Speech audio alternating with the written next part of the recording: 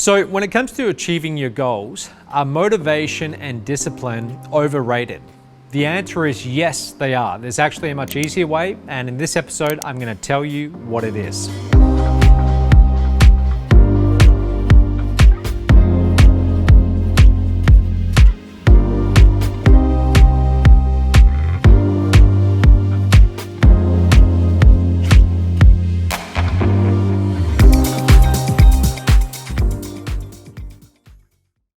So let's start by talking about relying on motivation.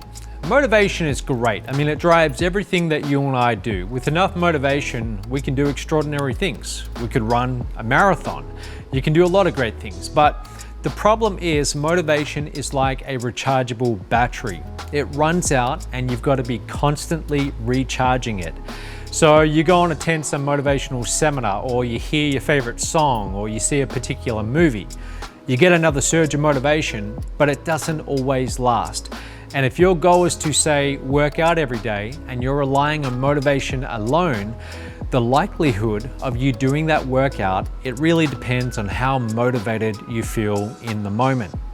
So now let's talk about discipline. Forcing yourself to do things that you know you should, even when you don't feel like doing them. So discipline relies on willpower, like getting up early every morning when that alarm clock goes off and having the willpower to just get out of the comfort and warmth of your bed.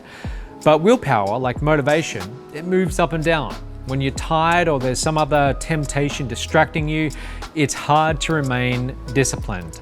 So rather than just try and rely on motivation or discipline, I want to talk to you about another way. It's called the path of least resistance, and all throughout nature, energy and forces, they tend to follow the path of least resistance. So for example, here in Costa Rica, we've got many rivers because it rains constantly. So when it rains, the water flows down the mountains and it's always going to pick the path of least resistance. So these streams of water, they turn into rivers, and over time they become more deeply ingrained in the earth and harder to change the course of. So you could spend a small fortune getting all the construction equipment and digging out a new river, but unless there's less resistance to the flow of water, it's not going to work. The water will always naturally flow where there's the least resistance. So it's the same with you and me when it comes to our actions and our habits. The environment we create has many obstacles which make it difficult to do things that we know we ought to be doing but we don't do. And most people are not very deliberate about removing those obstacles and designing an optimum environment to achieve their goals. Okay, so I'll give you some examples here. Let's say that you want to read at night. You want to start reading at night and you want to get into the habit of sleeping earlier and waking up earlier in the morning to go and work out or do whatever. But what a lot of us do is we put a TV in our bedroom. So now the path of least resistance is to just watch TV, watch Netflix. And it's much easier to passively watch than to actively read a book. So this in turn, it keeps you awake later at night because these shows are just so addictive. And then you struggle to wake up earlier because you feel tired. So I'll give you another example. My young 20s, I struggled to get my work done. I was working from home and there were just no boundaries between home life and work life. So I struggled to get into that work mode every day. So what I did is I got an office outside of my home, and it was the best thing I ever did. Because now when I got to my office, I was almost stuck there, right? And there was no TV, there was no couch to sit on. It was a good 5-minute drive away from my home. I couldn't just walk out of the office and go into the kitchen and see someone that I could chat to.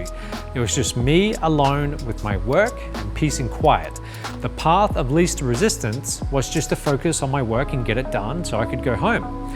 So if you've got goals that are really important to you, then you have to be very deliberate about how you design your environment.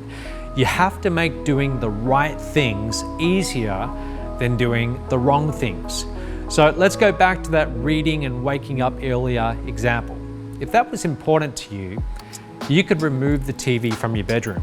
You could sell your laptop, buy a desktop instead, put it in another room outside of your bedroom, and it's not easy to move a desktop. So now the option of watching Netflix, it's gone.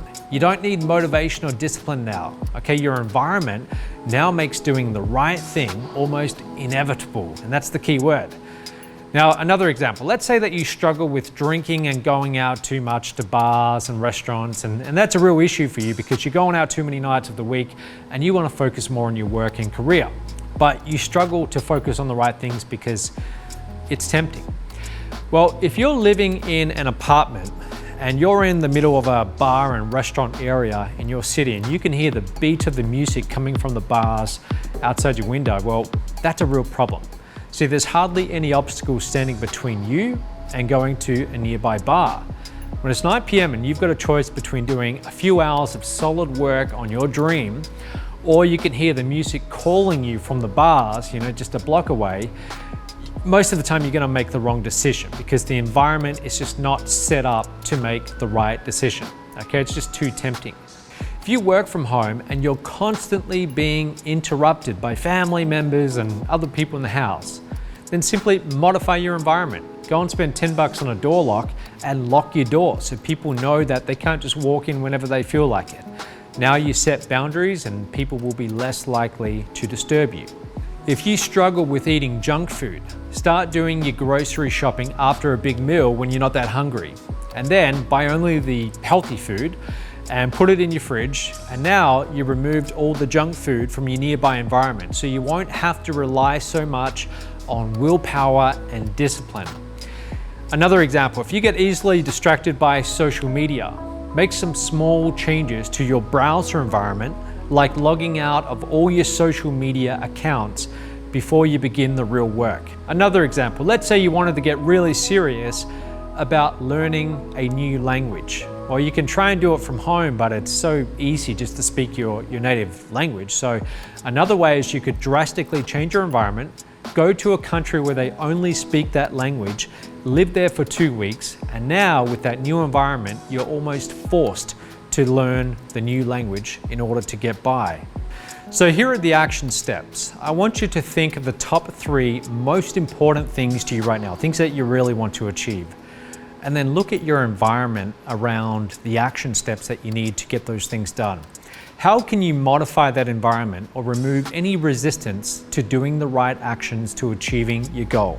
Okay, start with this. Start with the environment first. Motivation and discipline, they are then an added bonus, but you're not going to have to rely on them so much if you design the optimum environment. Okay, so I hope that helps you in some way.